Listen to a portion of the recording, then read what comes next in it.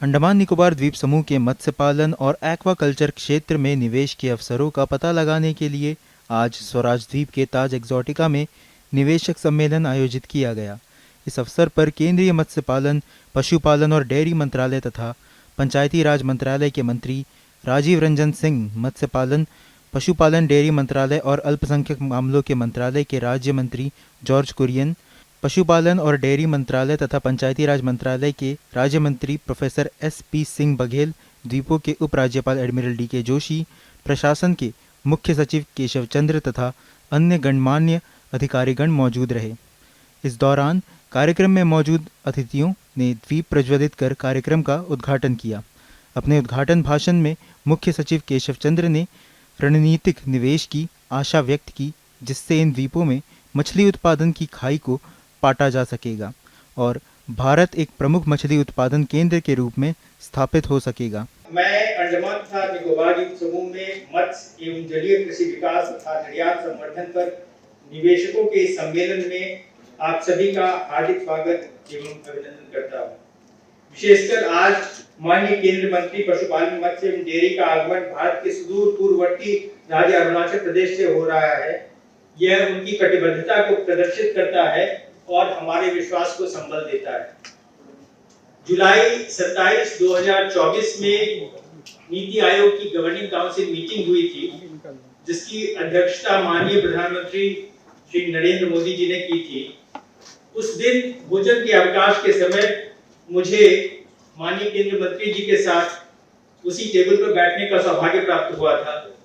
उसी समय माननीय केंद्रीय मंत्री जी ने इस प्रस्ताव को सहर्ष स्वीकार किया कि अंडमान और निकोबार द्वीप समूह में यदि निवेशकों का एक ऐसा सम्मेलन आयोजित किया जाए तो इससे पूरे देश को बहुत फायदा होगा। महोदय, अंडमान तथा निकोबार द्वीप समूह मत्स्य संपदा रूपी सोने की खान पे बैठा है। विगत 2 वर्षों में हमने इस क्षेत्र के विकास में आ रहे सारे अवरोधों को दूर करने का प्रयास किया है तथा मत्स्य संबंधी उन सारे क्षेत्रों का आकलन किया है, जिससे भारतवर्ष आसानी से आगामी 4-5 वर्षों में विश्व का प्रमुख निर्यातक देश बन सकता है। बंगाल की खाड़ी में स्थित अंडमान तथा निकोबार द्वीप समूह समुद्री क्षेत्र में टूना मछली प्रचुर मात्रा में पाई जाती है। इसके बावजूद यहाँ पे टूना संसाधनों का दोहन काफी कम हो रहा है। भौगोलिक दृष्टि से अंडमान तथा निकोबार द्वीप समूह ऐसे स्थान पर स्थित है जो थाईलैंड और इंडोनेशिया जैसे प्रमुख टूना बाजारों के बिल्कुल नजदीक है। लगभग 60,000 टन की वार्षिक मत्स्य हरण की संभावनाओं के बावजूद वर्तमान दोहन प्रतिवर्ष 7,000 टन से भी कम है, जो चिंताजनक है। हमारी स्ट्रेटेजिक प्लानिंग और इन्वेस्टमेंट की आवश्यकता से यह गैप जो है वो कम किया जा सकता है। अंडमान तथा निकोबार द्वीप समूह को टूना क्लस्टर के रूप में अधिसूचित करना भारत के ब्लू इकोनॉमी की क्षमता को विकसित करने की दिशा में एक कारगर स्टेप साबित हुआ है। लॉजिस्टिकल एनहांसमेंट को प्राथमिकता देकर अंडमान तथा निकोबार प्रशासन दक्षिण पूर्व एशियाई बाजारों के साथ जुड़ने के लिए अपनी प्रतिबद्धता को स्थापित करता है और इस क्षेत्र को एक समर्पित टूना क्लस्टर के रूप में मान्यता देकर सरकार मत्स्य हरण बंदरगाहों को बेहतर बनाने, कोल्ड चेन लॉजिस्टिक्स को विकसित करने और फिश प्रोसेसिंग यूनिट्स को बढ़ाने के उद्देश्य से इसमें निवेश को प्राथमिकता देती है।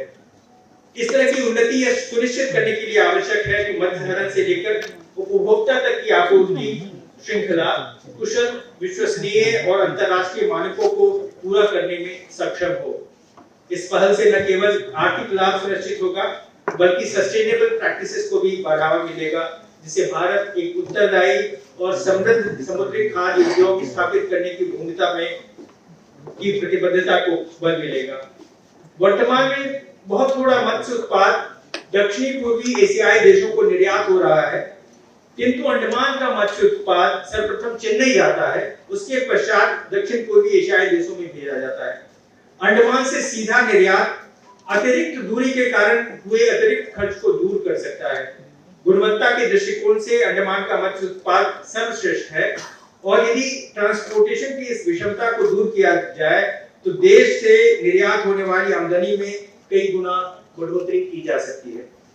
टूना के अलावा अंडमान में और कई संभावनाएं हैं। पर्च फिशेस जिनमें स्नैपर्स, ग्रुपर्स, एपरल्ट फिश आते हैं जो हाई वैल्यू फिशेस हैं, इन सारी मछलियों की बहुतायत अंडमान समुद्र में है। इसका एक्सप्लॉयटेशन सही विधि से किया जाए तो हमें बहुत आर्थिक लाभ मिल सकता है। महोदय, 2004 की सुनामी के बाद अंडमान तथा निकोबार के कई इलाके समुद्र के पानी से जलमग्न हो गए थे। इन सारे इलाकों में श्रिम्प फार्मिंग किया जा सकता है। इस दिशा में कुछ इन्वेस्टर्स ने काम करना शुरू कर दिया है, किंतु अभी एक विशाल जलमग्न क्षेत्र उपलब्ध है जहां अंतरराष्ट्रीय स्तर का श्रिम्प उत्पादन किया जा सकता है। अंडमान प्रशासन ने इन सारे इलाकों को चिन्हित किया है तथा एक रोबस्ट पॉलिसी बनाई है जिससे इस क्षेत्र में निवेश की सारी कठिनाइयों को दूर किया जा सके। सीवीड के क्षेत्र में हमने कई प्रयास किए हैं। अंडमान के कई क्षेत्र में सीवीड फार्म लगाए गए हैं जिनमें एक स्थानीय प्रजाति ब्रासिलेरिया एडुलिस के बीज लगाए गए हैं। प्राइवेट सेक्टर को इनवाइट किया गया है जिससे सारा का सारा उत्पाद एक वैल्यू चेन के तहत बेचा जा सके। महोदय, वर्तमान में अंडमान के समुद्रों में जो टोटल सीवीड फार्म्स हैं वो देश के किसी भी दूसरे इलाके से ज्यादा है। महोदय, अंडमान के समुद्री पानी की गुणवत्ता इतनी अच्छी है कि इसमें मत्स्य उत्पाद यूरोप और अमेरिका के स्टैंडर्ड को आसानी से प्राप्त कर सकते हैं। विगत 2 वर्षों में हमने केज कल्चर को बढ़ाने में महत्वपूर्ण कार्य किए हैं तथा स्थानीय लोगों को इसके प्रति जागरूक किया है। केज कल्चर निवेश के लिए अत्यंत प्रभावी क्षेत्र साबित हो सकता है। आज यहाँ पर उपस्थित हमारे सम्मानित निवेशक इस ट्रांसफॉर्मेशन के उत्प्रेरक हैं। आपके विजन, एक्सपर्टीज और कमिटमेंट इस क्षेत्र की अनटैप्ड पोटेंशियल को अनलॉक करने में महत्वपूर्ण भूमिका निभाएगी। आपके सहयोग से हम अत्याधुनिक जलीय कृषि प्रौद्योगिकी की शुरुआत कर सकते हैं, इंफ्रास्ट्रक्चर में सुधार कर सकते हैं और सस्टेनेबल उपायों में बढ़ोतरी कर सकते हैं। अंत में मैं अंडमान और निकोबार प्रशासन की ओर से tuna cluster, shrimp farming, seaweed cultivation, perch fishing तथा केज कल्चर आधारित दृष्टिकोण को बढ़ावा देने वाली पहलों का समर्थन करने के लिए हमारे समर्पण को पुनः दोहराता हूँ। आज अंडमान तथा निकोबार द्वीप समूह में मत्स्यहरण और जलीय कृषि क्षेत्र के लिए एक उत्साहपूर्ण नए अध्याय की शुरुआत हो रही है। ये एक ऐसा अध्याय है जो हमारे प्रत्येक निवेशक, साझेदार और हितधारक द्वारा लिखा जाएगा और हम एक ऐसे उद्योग की स्थापना कर सकते हैं जो सस्टेनेबल, समृद्ध और वैश्विक स्तर पर प्रतिस्पर्धी होगा और देश की आय में उत्तरोत्तर बढ़ोतरी करेगा। अंत में मैं पुनः आप सबों का हार्दिक स्वागत करता हूँ। धन्यवाद। इस बीच भारत सरकार के मत्स्य पालन विभाग के सचिव डॉक्टर अभिलक्ष्य लिखी ने अपने भाषण में मत्स्य पालन और जल सांस्कृतिक केंद्र के लिए व्यापक दृष्टिकोण के बारे में जानकारी दी। उन्होंने तकनीकी समावेश पर भी जोर दिया। I welcome you all on behalf of the Department of Fisheries. We are all aware that under the rubric of the clarion call given by the Honorable Prime Minister for Viksit Bharat 2047, the vision for the Department of Fisheries and Aquaculture has 3 key elements. Number 1, that it should be ecologically viable, sustainable. Number 2, it should be economically viable also. It should earn some incomes to fishermen. And 3, that it should be socially inclusive. That is the broad vision that we have for the fisheries and aquaculture sector. Now we are targeting about 3 crore fishermen, fish farmers and allied workers. And within this vision, there are 3 pillars that are very essential for this vision to be implemented. Number 1, enhancing production and productivity. Number 2, developing our infrastructure, which also includes post-harvest management. And number 3, strengthening regulatory management of our systems to make it sustainable. But across the vision and across these pillars of intervention, one thing is very key, and the Honorable Cabinet Minister has always stressed, and that is technology infusion. There are some technologies which are specific to the fisheries and aquaculture sector, like making it intensive in terms of aquaculture, recirculatory aquaculture systems, biofloc, cage, pen culture.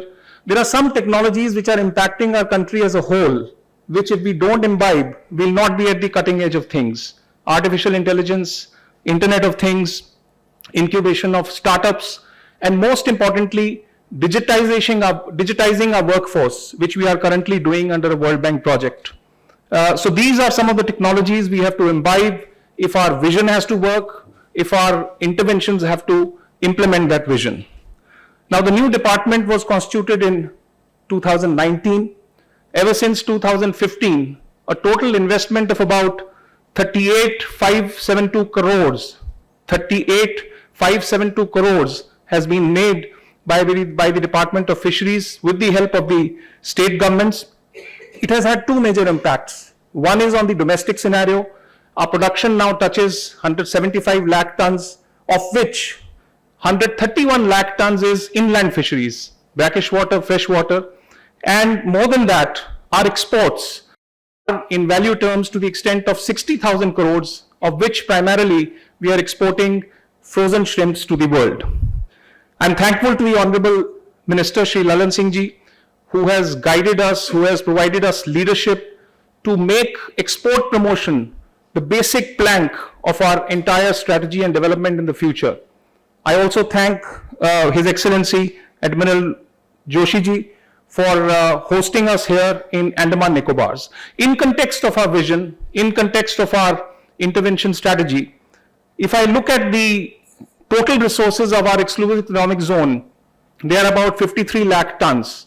And out of 53 lakh tons, roughly about 3.80 lakh tons are oceanic and island resources. And herein comes the importance of Andaman Nicobar, as the Chief Secretary was mentioning. 1.48 lakh ton is the potential of harnessing resources in Andaman Nicobar Islands, but we are currently harnessing about 46,000 only. And if you see oceanic resources, we have a potential of 60,000 lakh tons, but we are harnessing hardly about 8%, which includes other species and tuna species. So in this context, I think this investor meet, under the able leadership of Honorable Minister Lalan Singh ji, our Ministers of State, Honorable Excellency Administrator, Lieutenant Governor, this investor meet is very important. Today we have industry representatives. Today we have with us a lot of potential investors. We would look forward to your views. We would look forward to your feedback and the problems that you face, so that we can take our export strategy and, more importantly, the value addition element in our export strategy in the futuristic plane. Yesterday, I had a very extensive visit of facilities in Port Blair to learn what are the problems faced as far as tuna fishing is concerned. So one thing which I learned was that we should target about 3,000 fishermen and 72 mechanized vessels that are in the ambit. So I have requested the National Fisheries Development Board, the Fisheries Survey of India, and all our grounded agencies here to develop a plan. We need to do a feasibility study. We need to do a gap analysis of what is the end-to-end problem from the seed stage to the market stage, and then back it up with our strategies to build the capacity of our fishermen, to build their capacity in terms of training, in terms of technicalities of tuna fishing, in terms of good catch practices, and then plug it into the overall export strategy. So I'm very thankful to the Honorable Minister for providing us the leadership to come up with this idea of having an investor meet here, sir. We are thankful to you. We can assure you that we will take this forward in the most robust way. This will not just be a one-time affair. And in fact, the announcement of a tuna cluster should be a great fillip to bring end-to-end solutions to not just tuna, but also other species. Yesterday, I saw a processing plant where mackerel is being processed and exported all over the world. We would like similar things to happen to tuna. So with these words, I assure the government of Andaman Nicobar and our honorable ministers that we will do our best in the Department of Fisheries to take forward the entire export strategy and within the rubric of sustainable development. Thank you very much.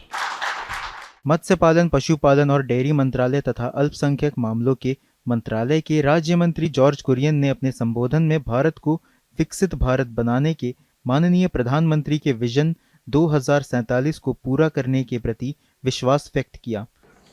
When I reached this Andaman, I remembered our freedom fighters and their sacrifice.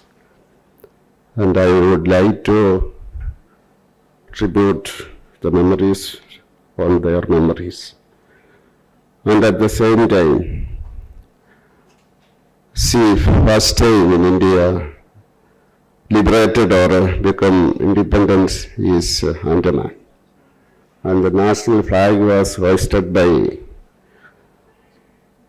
Subhash Chandra Bose in Andaman, and we are in now Swaraj Island. I start from there and see this vision of our Prime Minister for a developed country in 2047.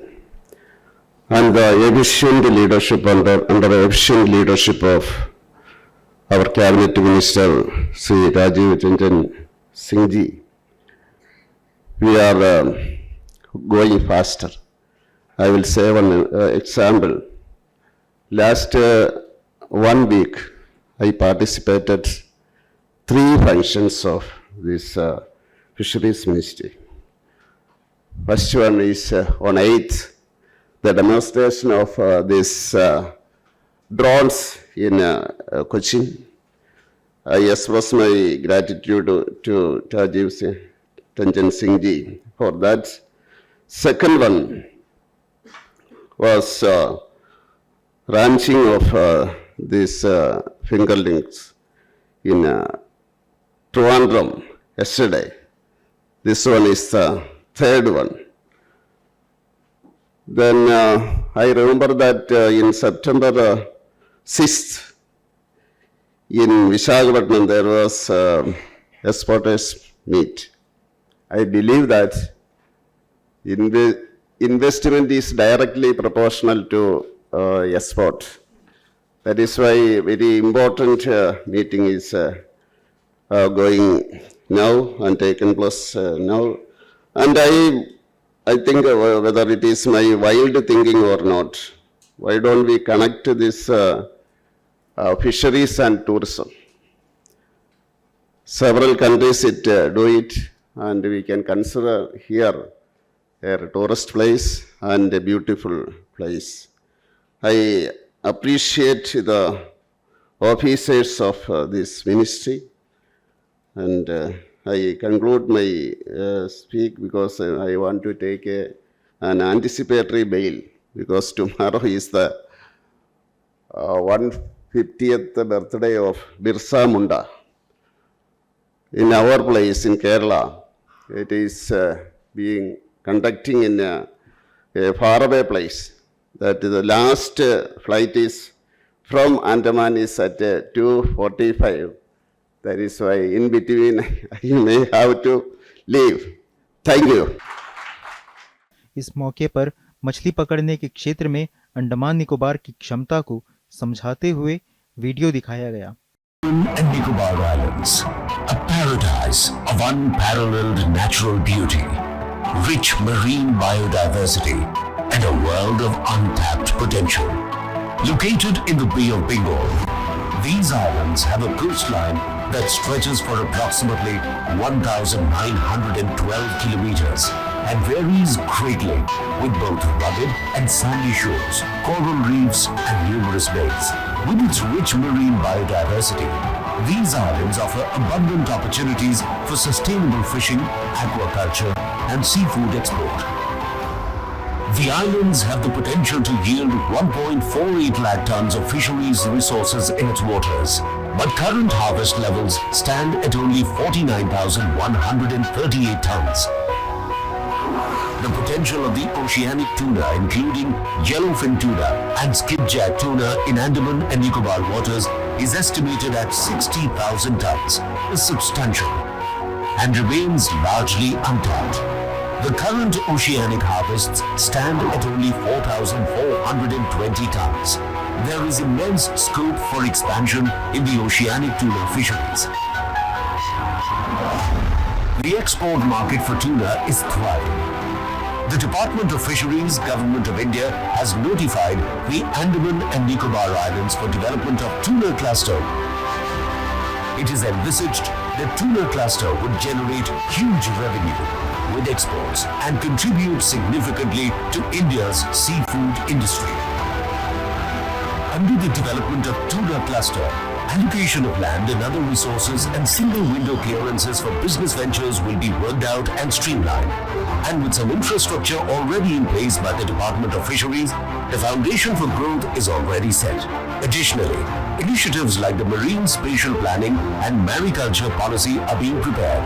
An international flight from Vijayapuram to Kuala Lumpur is soon to be launched, along with leasing of cages. An export promotion cell and multiple steps being taken, the islands are poised for a transformative leap, offering exciting investment opportunities in both upstream and downstream sectors.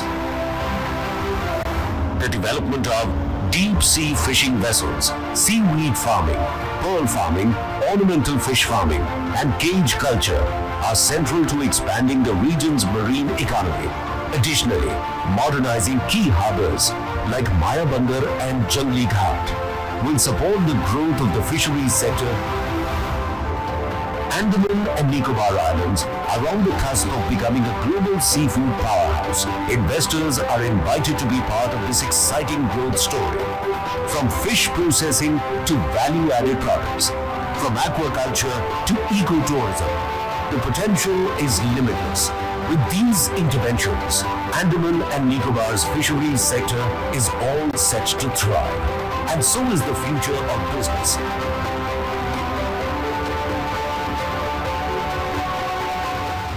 इस दौरान माननीय मत्स्य पालन, पशुपालन, dairy मंत्रालय और पंचायती राज मंत्रालय के मंत्री राजीव रंजन सिंह ने बटन दबाकर अंडमान निकोबार द्वीप समूह में टूना क्लस्टर को लॉन्च किया।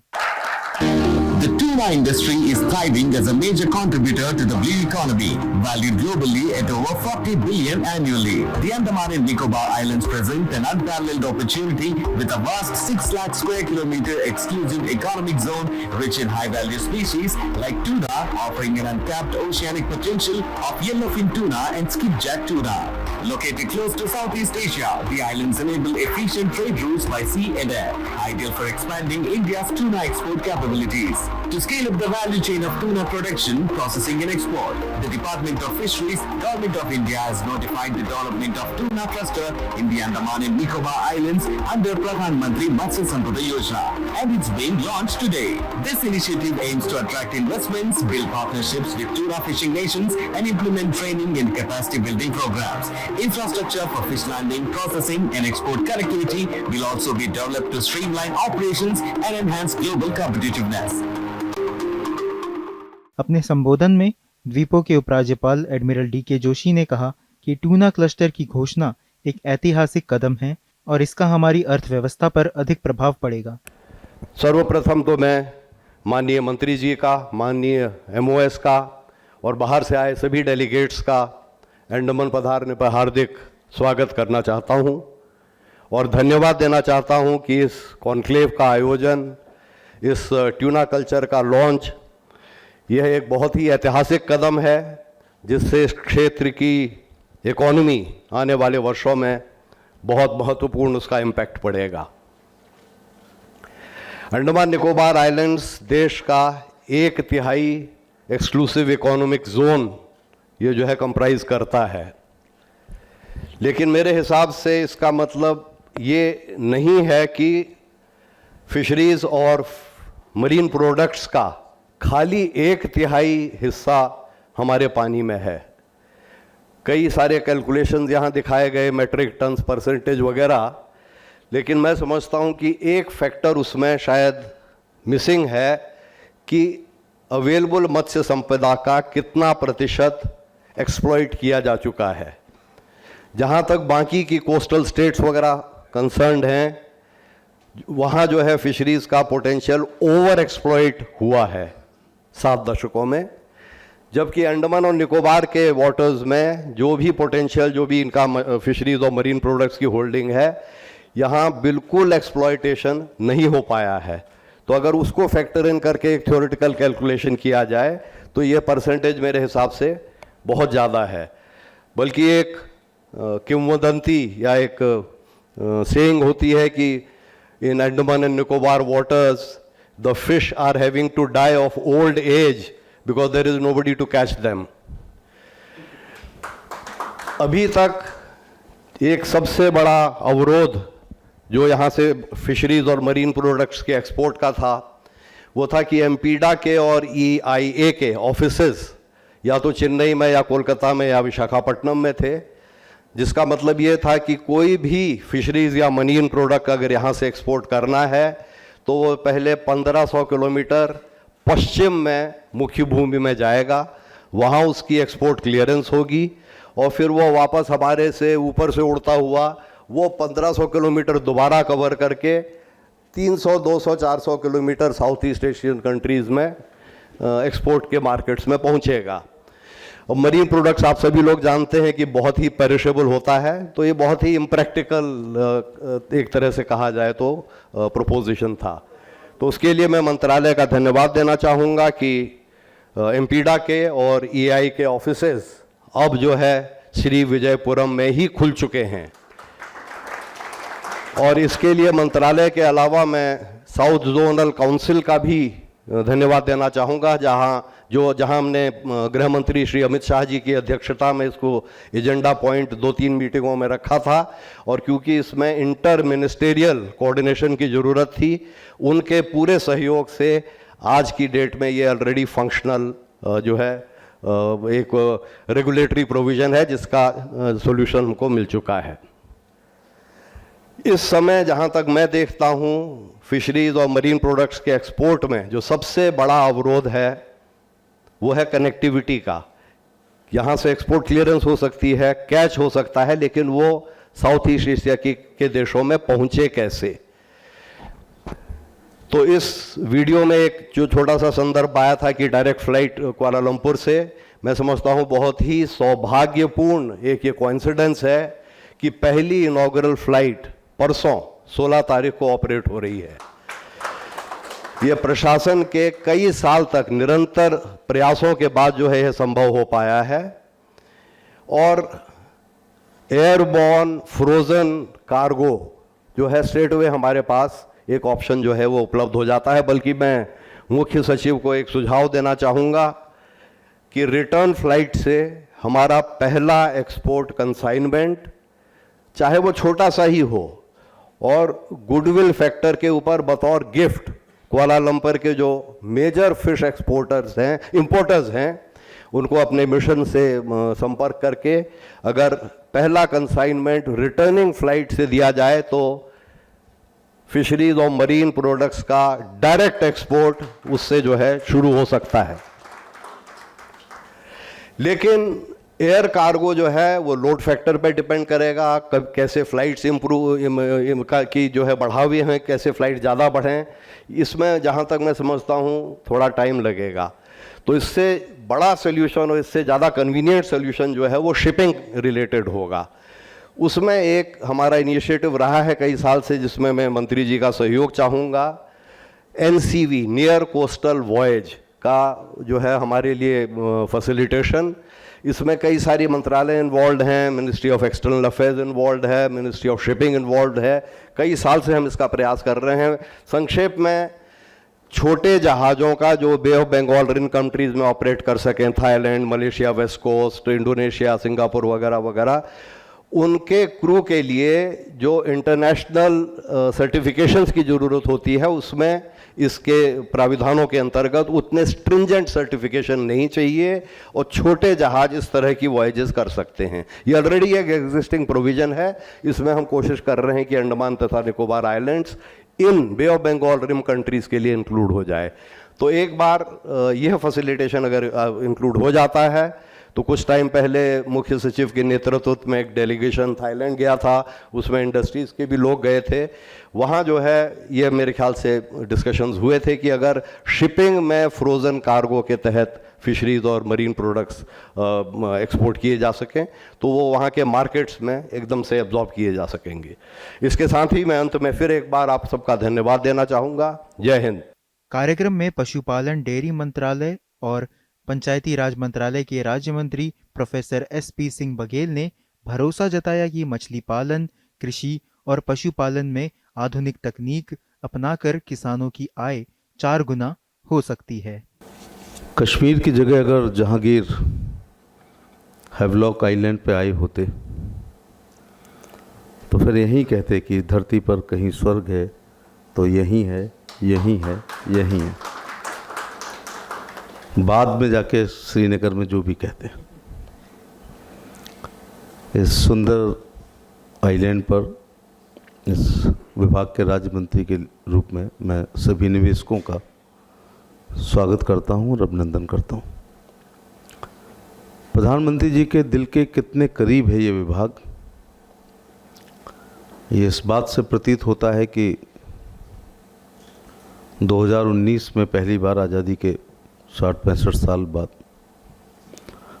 13-14 प्रधानमंत्रियों के बनने के बाद किसी प्रधानमंत्री की निगाह इस विभाग पर एनिमल हस्बेंड्री और डेयरी और फिशरीज पे पड़ी। कृषि विभाग अपने आप में इतना बड़ा विभाग है कि मुझे लगता है उनके सेक्रेटरी और उनके मंत्री की लास्ट प्रायोरिटी फाइल करने की ये रहा होगा। इसी से अंदाज लगा लो कि ICAR की 20-25 संस्थान हमारे हैं और 80-90 उनके हैं। मैंने भी पहली बार ब्लू रिवॉल्यूशन शब्द सुना, नीली क्रांति।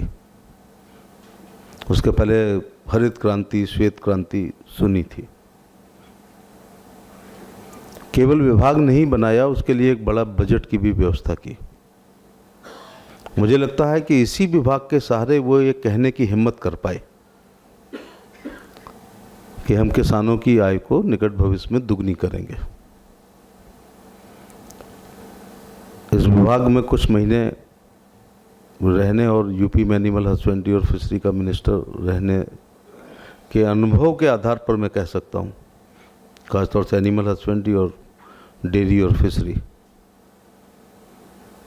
ये आय 4 गुनी भी हो सकती है, बशर्ते किसान को अपनी परंपरागत खेती से थोड़ा मोह भंग करना पड़ेगा और उसको उन्नत किस्म के पशुपालन, मछली पालन, मुर्गी पालन, सुगर पालन, मधुमक्खी पालन, फूलों की खेती, फलों की खेती, ड्रिप इरिगेशन, स्प्रिंकलर इरिगेशन, औषधि खेती, ऑर्गेनिक खेती और प्राकृतिक खेती पर ध्यान दें। लोग स्वास्थ्य के प्रति अब बहुत जागरूक हैं। ये जितने मैंने बताए कि पशुपालन, मुर्गी पालन, सुगर पालन, बकरी पालन, मधुमक्खी पालन, फूलों की खेती, फलों की खेती, ऑर्गेनिक फार्मिंग, नेचुरल फार्मिंग, ये सब ज़मीन पर ही हो सकती है। इसमें जो मैंने बीच में छोड़ दिया मछली पालन, इसका जो जिसको हम कहते हैं फार्मिंग का इलाका इसलिए ज़्यादा हो सकता है कि भारत 3 तरफ से समुद्र से घिरा है और ये नदियों का देश है। हमारे पुरखे वाटर मैनेजमेंट जानते हो या ना जानते हो, वाटर हार्वेस्टिंग जानते हो या ना जानते हो, लेकिन उन्होंने अपने पशुओं के लिए और अपने लिए और खेती के लिए तालाबों की व्यवस्था की थी। इसलिए मछली पालन का बहुत अपार संभावनाएं हैं। इस विभाग में आने से पहले मैं सोचता था कि बहुत बड़ा इलाका हमारा कोस्टल एरिया है, तो मैरीन फिशिंग ज़्यादा होती होगी। लोकसभा में एक सवाल का जवाब देते हुए जब थोड़ा पढ़ा तो पता चला नहीं, इनलैंड लगभग 75% है, थोड़ा कम ज़्यादा हो सकती है, और मैरीन 25%। ये थोड़ी अप्रोच से बाहर है। इसके कई कारण हैं। जैसे लेफ्टिनेंट गवर्नर साहब कह रहे थे कि बुढ़ापे में वानप्रस्थ आश्रम में मछली मरने यहाँ आती है, तो मुझे याद आया कि ये केवल स्वतंत्रता संग्राम सेनानियों के लिए काला पानी नहीं था, ये मछलियों के लिए भी काला पानी है। क्योंकि जो भी ट्रेडिंग करेंगे तो 1500 किलोमीटर जाकर के मेनलैंड जाकर हमें या तो कलकत्ता या संभवतः चेन्नई जाकर के मिलेगी। स्वाभाविक बात है, मछली महंगी हो जाएगी। ऊपर से आजकल लोग बहुत इतने खाने के शौकीन हो गए हैं कि अपनी पिक एंड चूज करते हैं। कई जगह मैं देखता हूँ कि जीवित खुद क्रैप होता है, क्या होता है, उसको छांटेंगे, प्रॉन को चिन्हित करेंगे और फिर अपने सामने कुकिंग कराएंगे। तो वेसल्स हमारी जो फ्रोजन अगर ऐसे शिप वगैरह हों, आप एडमिरल रहें तो आपसे अच्छा रास्ता कौन दिखा सकता है। आपका पानी से बहुत संबंध है तो थोड़ा मछलियों से भी संबंध रहा होगा। इसीलिए आज ये जो टूना की लॉन्चिंग हो रही है, कई बार एग्जीबिशन में जाता हूँ तो इतनी तारीफ हिल्सा की होती है, टूना की होती है, प्रॉन्स की होती है कि मन करता है कि इस उम्र में अब मांसाहारी हो जाऊँ। तो इतनी अच्छी तरीके से हमारी संभावना इसलिए बहुत है कि एक जाति विशेष के डीएनए में हजारों साल से मछली पालन, मछली पकड़ना, क्योंकि वो कोस्टल एरिया में रहते हैं फिशरमैन हमारे, और मुझे लगता है देश के हर ज़िले में छोटी बड़ी नदी होती है। मैं इटावा का रहने वाला हूँ, पढ़ते थे 13 नदियाँ हैं वहाँ। ये अलग बात है कि नदियाँ मर रही हैं आजकल, उसके लिए हम ही लोग दोषी हैं। और हर नदी के 5 किलोमीटर लेफ़्ट और राइट हमारे निषाद, मछुआरे, मल्लाह, फिशरमैन समाज के लोग ही रहते हैं, क्योंकि उनका बालू से, नदियों से, पानी से, नाव से और मछलियों से एक गहरा संबंध हुआ करता था। एक बड़े बजट की व्यवस्था ललन सिंह जी के नेतृत्व में हुई है और उनके भी दिल के बहुत करीब ये विभाग है। नए नए तरीके कैसे आगे बढ़ा जाए। मैं 2014 से पहले और 14 से 24 के आंकड़े नहीं दूंगा। मुझे लगता है आज का दिन सुनने के लिए है। लोहिया कहते थे बंद कमरा खुली बात। डेमोक्रेसी का यही मतलब है कि इन्वेस्टर जो आपको दिक्कत होती हैं राज्य से, केंद्र से, अन्य विभागों से, पड़ोसी राज्यों से, पड़ोसी देश से, और एक चीज़ तो बहुत कॉमन है, अब हम उसी पर जी रहे हैं, सब्सिडी आदि पर खुल के बात करनी चाहिए। यहाँ जो लोग मंचासीन हैं, ये नीति निर्धारक हैं, ये सबसे बड़ा प्लेटफॉर्म है। कोई चीज़ कैबिनेट में जाएगी तो कैबिनेट मंत्री जी यहाँ बैठे हैं, कैबिनेट नोट बनाने वाले भी यहाँ बैठे हैं। तो आज बहुत खुल के बातें मछली का वर्धन, संवर्धन,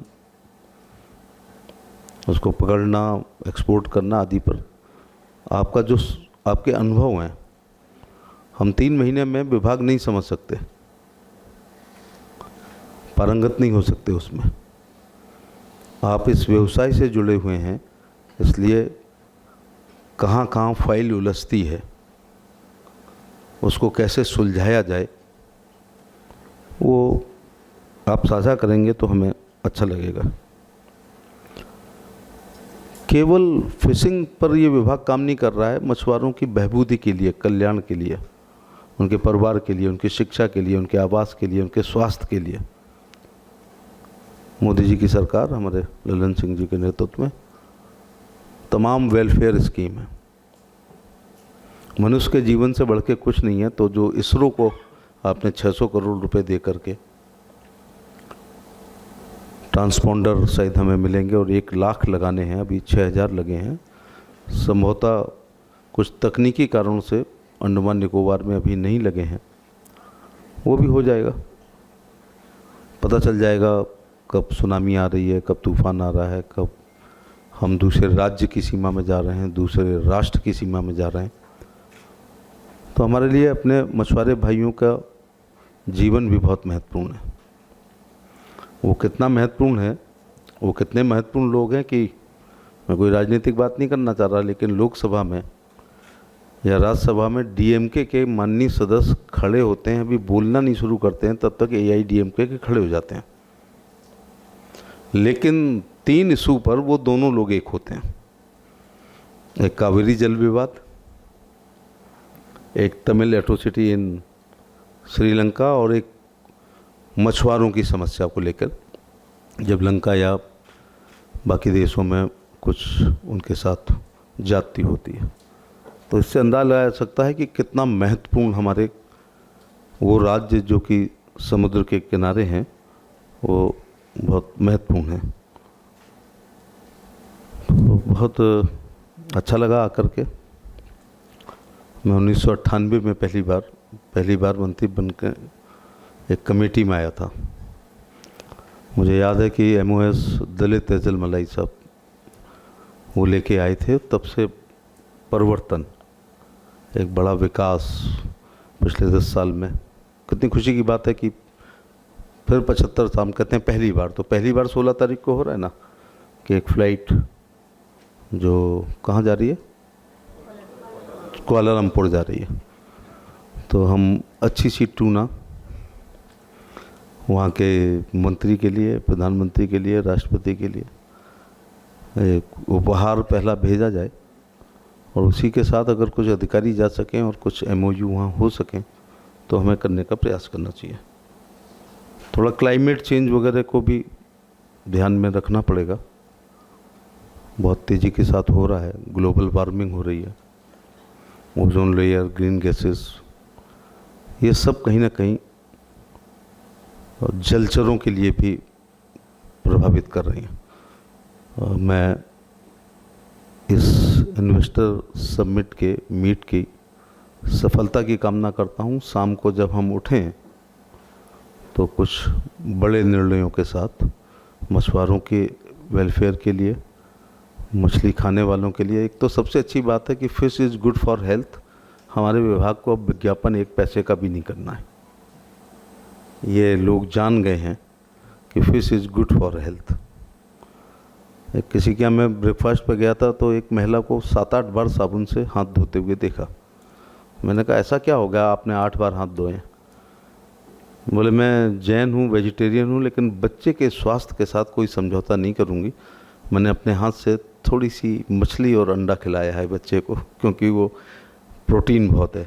तो सोचिएगा आप कि खाने वाली जातियाँ तो खा ही रही हैं, ना खाने वालियों का भी आकर्षण, अब ख़ास तौर से मछली का। इसलिए अपने लिए परिभाषा बना रखी है कि ये जल तोरई है, ये वेजिटेरियन है। मैं जूलॉजी का छात्र हूँ, कैसे हो सकती है? हम फेफड़ों से सांस लेते हैं, ये गिल से लेते हैं शायद। इसमें रिप्रोडक्टिव सिस्टम है, नर्वस सिस्टम है, ब्लड वेस्कुलर सिस्टम है, तो जीव ही है। लेकिन फिर भी लोगों ने अपने लिए ऐसी अगर परिभाषाएँ बनी हैं, ये हमारे विभाग के लिए ठीक है। बहुत बहुत धन्यवाद आपने मुझे इस अवसर पर अपनी बात कहने का। हम ललन सिंह जी के नेतृत्व में पूरा विभाग कैसे इस विभाग को और आगे ले जाया जाए, कैसे एक्सपोर्ट बढ़े, कैसे ज़्यादा हम कर सकें। सी बीट्स शब्द भी मैंने पहली बार सुना कि अपार संभावनाएं तमाम चीज़ों की हैं। हाइड्रोफोनिक, रियो एक्वा सर्कुलेटिंग सिस्टम मेरे दिल के बहुत करीब है, ख़ासतौर से उसका जो बायोफॉग। मुझे लगता है कि 8 टैंकों के साथ थोड़ा सा धन लगा के और सब्सिडी के साथ नौकरी करने की ज़रूरत नहीं है, बल्कि नौकरी देने की ज़रूरत हो जाएगी। तो उसका जितना ज़्यादा प्रचार और प्रसार हो सके, मुझे लगता है हम लोगों को BBA, MBA, BCA, hotel management, IITians, ये बच्चे जो प्रोग्रेसिव हैं, इनको अपनी तरफ आकर्षित करने के लिए उनके संस्थानों में जाना चाहिए। बहुत सी चीज़ें हमें पता नहीं है, इसलिए हम नहीं कर पा रहे हैं। जब पता चल जाता है, और कुछ ऐसे जैसे अभी मैं ईटानगर गया था, तो वहाँ जो एक फिशरीज़ का है वो देखने लायक है। तो ऐसी जगहों पर बच्चों के टूर आएँ तो वो भी, और मुझे लगता है कि BSc फिशरीज की भी सीट्स हमें थोड़ी बढ़ानी चाहिए, क्योंकि जब हम देख रहे हैं कि ये बहुत दिनों दिन हर साल प्रगति कर रहा है, तो हमें कुछ विशेषज्ञों की भी ज़रूरत पड़ेगी। धन्यवाद। अपने संबोधन में मत्स्य पालन, पशुपालन, डेयरी मंत्रालय और पंचायती राज मंत्रालय के मंत्री राजीव रंजन सिंह ने मत्स्य पालन क्षेत्र के लाभों के बारे में जानकारी दी और साथ ही द्वीप समूह को भारत का मत्स्य पालन केंद्र बनाने की अपील की। सबसे पहले तो हम इस मीट के आयोजन के लिए और त्वरित आयोजन के लिए एडमिरल जोशी साहब को धन्यवाद देना चाहते हैं कि आए और दिल्ली में आके इन्होंने हमसे कहा कि जितना जल्दी हो सके इसको करिए, और हमने कहा नवंबर में ही हम इस मीट को करेंगे। तो हम उनको धन्यवाद देते हैं, हमको इंस्पायर करने के लिए उन्होंने इंस्पायर किया और हम सब लोग यहाँ आए। देखिए, हम जब से हमने इस विभाग की जिम्मेवारी आदरणीय प्रधानमंत्री जी ने मुझको सौंपी, उसके बाद से पहले दिन से रिव्यू मीटिंग से हम आश्चर्यचकित थे जान के कि हाँ, हमारे सेक्रेटरी साहब भी हैं, ज्वाइंट सेक्रेटरी। हम पहले दिन से आश्चर्यचकित थे कि अंडमान निकोबार में फिशिंग नहीं हो रहा है, क्योंकि यहाँ का पानी इतना साफ है और जहाँ पानी इतना साफ होगा वहाँ की फिश की क्वालिटी भी सबसे बेहतर होगी, लेकिन उसके बावजूद यहाँ फिशिंग नहीं हो पा रहा है। तो पहले दिन से हमने विभाग के अधिकारियों को कहा कि अंडमान निकोबार द्वीप समूह में फिशिंग इंफ्रास्ट्रक्चर डेवलप करने के लिए जो भी करना है उस दिशा में आप लोग विचार करिए, सोचिए। और उसके बाद नीति आयोग की बैठक में मुख्य सचिव और हम लोग एक ही साथ टेबल पे भोजन कर रहे थे, तो इनसे चर्चा हुई और हमने कहा कि हम इसमें इंटरेस्टेड हैं कि अंडमान निकोबार में फिशिंग को बढ़ावा देने के लिए और यहाँ के फिशिंग को एक्सपोर्ट मार्केट के साथ जुड़ने के लिए हम लोग क्या कर सकते हैं, इस दिशा में हम लोग कार्रवाई कर रहे हैं। देखिए, फिशरी जो सेक्टर है वो सनराइज सेक्टर माना जाता है और पूरे कृषि के क्षेत्र में जो अन्य सभी हैं उनका सनराइज सेक्टर फिशिंग को माना जाता है। अब फिशरी सेक्टर जो है वो कई तरह के लाभ हमको देते हैं। फूड सिक्योरिटी का भी लाभ हमको मिलता है, हमको लाइवलीहुड प्रदान करता है, आजीविका प्रदान करता है, और जो राष्ट्र के विकास में जो योगदान हो सकता है फिशिंग सेक्टर आज उसमें भी योगदान करता है। आज हमारा डिपार्टमेंट 60,000 फिशिंग सेक्टर से लगभग सालाना हम 60,000 करोड़ रुपए का एक्सपोर्ट कर रहे हैं। तो ये हम राष्ट्र के विकास में भी हम योगदान देते हैं और उसमें बहुत महत्वपूर्ण भूमिका है। अब अगर आदरणीय प्रधानमंत्री जी ने आत्मनिर्भर भारत, विकसित भारत की कल्पना की है, तो उस कल्पना को साकार करने की दिशा में हम सबों को पहल करना होगा। और इसलिए आप सभी जो फिशिंग सेक्टर के साथ जुड़े हैं, इन एक्सपोर्टर्स हैं, जो इन्वेस्टर्स हैं, जो आप इन्वेस्ट कर सकते हैं, इसलिए आप सबों को यहां हमने आमंत्रित किया है और बड़ी संख्या में लगभग 40-45 इन्वेस्टर्स आज इस मीट में शामिल हैं। हम उनको विशेष तौर पर बधाई देते हैं और धन्यवाद देते हैं कि आपने रुचि दिखाई और आप इस सेक्टर में काम करना चाहते हैं।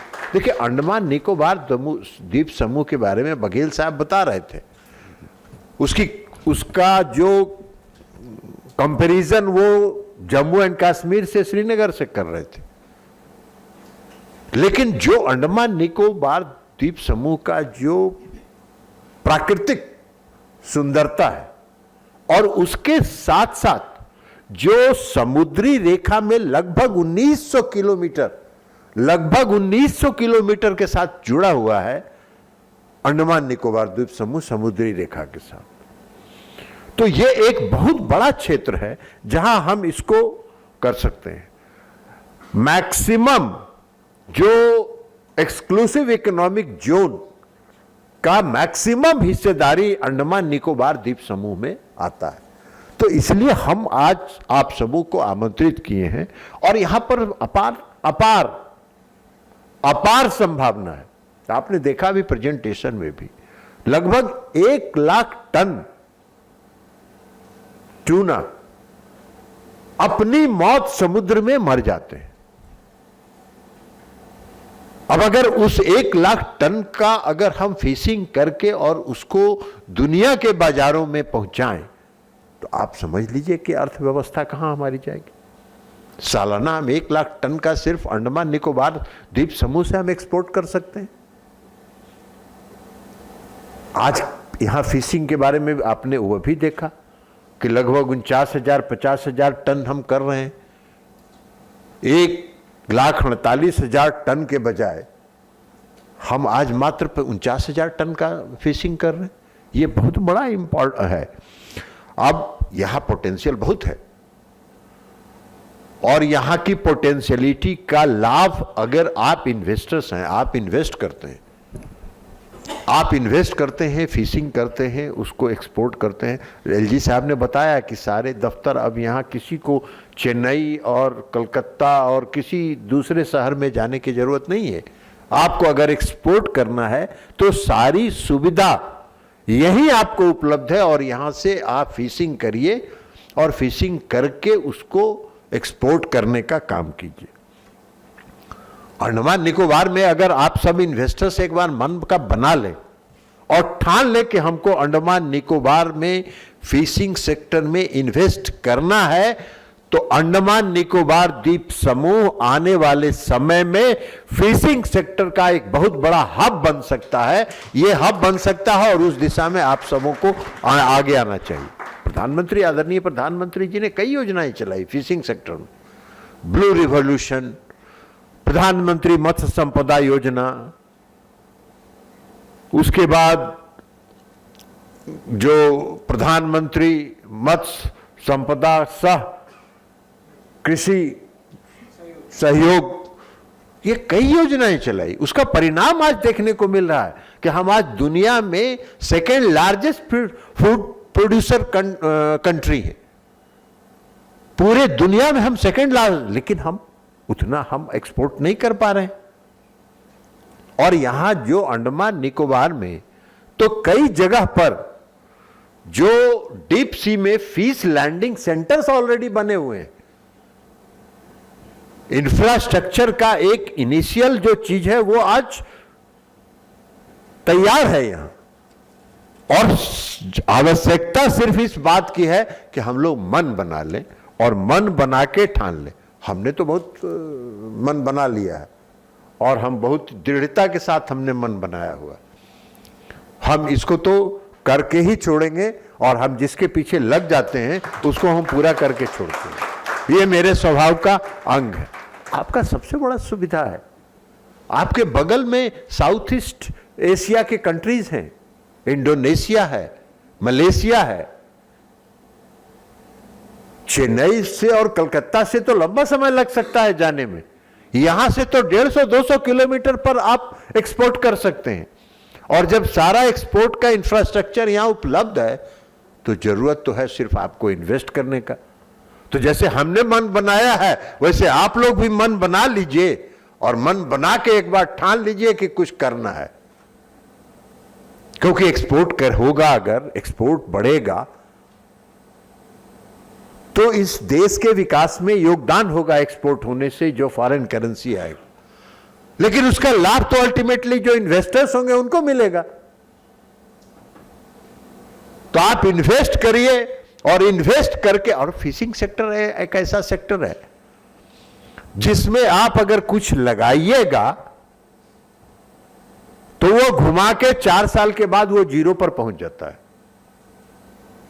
आपका इन्वेस्टमेंट वसूल हो जाएगा और उसके बाद पूरा खाली सिर्फ आमदनी ही आमदनी है। तो उसका लाभ उठाइए। और खास करके यहां तो टूना का फिशिंग का बहुत स्कोप है। और आप सबको मालूम है कि टूना का डिमांड, और बघेल साहब तो मछली नहीं खाते हैं, लेकिन अब मछली नहीं खाते हुए भी वो कई तरह का बात अपना सुनाए, लेकिन जो फिश खाते हैं उनको मालूम है कि टूना चाहे टिंड बंद, डब्बा बंद टूना हो या फ्रेश टूना हो, पूरे ग्लोबल मार्केट में उसका इतना डिमांड है और सबसे कॉस्टलीस्ट फिश टूना माना जाता है ग्लोबल मार्केट में। तो अगर कॉस्टलीस्ट फिश है तो आप यहां फिशिंग करिएगा, उसको एक्सपोर्ट करिएगा, और एक्सपोर्ट करने से जो आपकी आमदनी होगी वह आमदनी देश के विकास में तो जरूर योगदान करेगा, लेकिन वो आपके आर्थिक उन्नति में आपका भी योगदान करेगा, आपको भी योगदान करेगा। अब आज आपको मालूम है कि टूना का पूरे ग्लोबल मार्केट में लगभग $43 बिलियन, $43 बिलियन मार्केट टूना का है पूरे दुनिया में आज चालान। तो आप समझिए कि कितना बड़ा मार्केट है ये। तो उस मार्केट का उपयोग करिए। और अंडमान निकोबार का तो टूना जो है वो जिस दिन बाजार में भेजिएगा आप ग्लोबल मार्केट में, उस दिन आप देखिए क्या मांग बढ़ता है। आप पूरा नहीं कर पाइएगा, इतना मांग वहां से होगा। अब अभी चीफ सेक्रेटरी साहब मेरे साथ आ रहे थे, उन्होंने हमको बताया वो गए थे थाईलैंड, और थाईलैंड गए थे उन्होंने एक्सप्लोर करने के लिए एक्सपोर्ट को, और वहां थाईलैंड वालों ने कहा कि वो तो ठीक है, लेकिन आपका अंडमान निकोबार द्वीप समूह में टूना फिशिंग का हमको परमिशन दे दीजिए।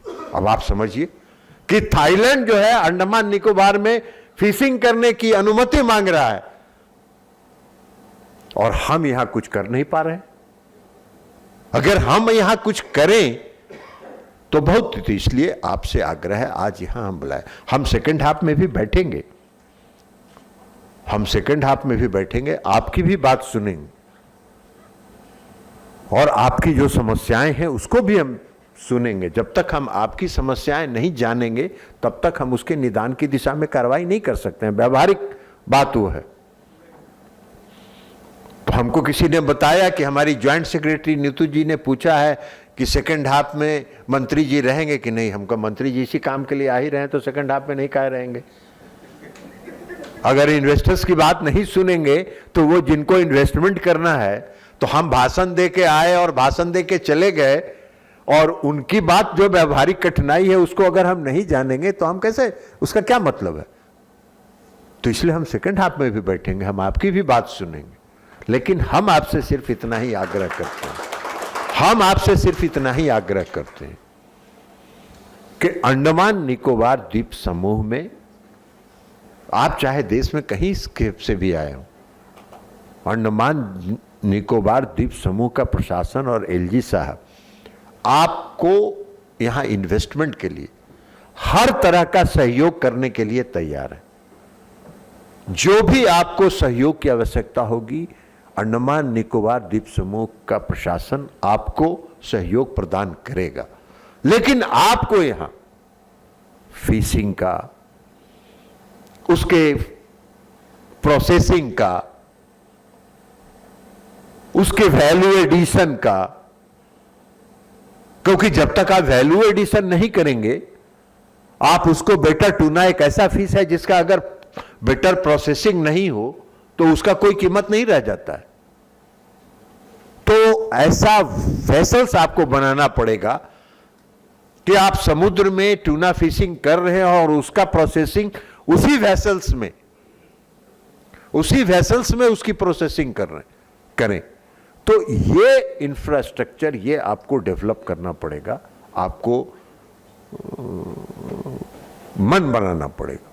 तो वेसल्स, कई वेसल्स हैं जो आज वेसल्स हमारे देश में भी बनते हैं, क्या नीतू जी, देश में बन रहे हैं वेसल्स। तो ऐसे वेसल्स को यहाँ लगाना पड़ेगा, और वेसल्स को लगा के और यहाँ ग्राउंड लेवल पर आपको छोटे फिश प्रोसेसिंग यूनिट्स लगाने पड़ेंगे।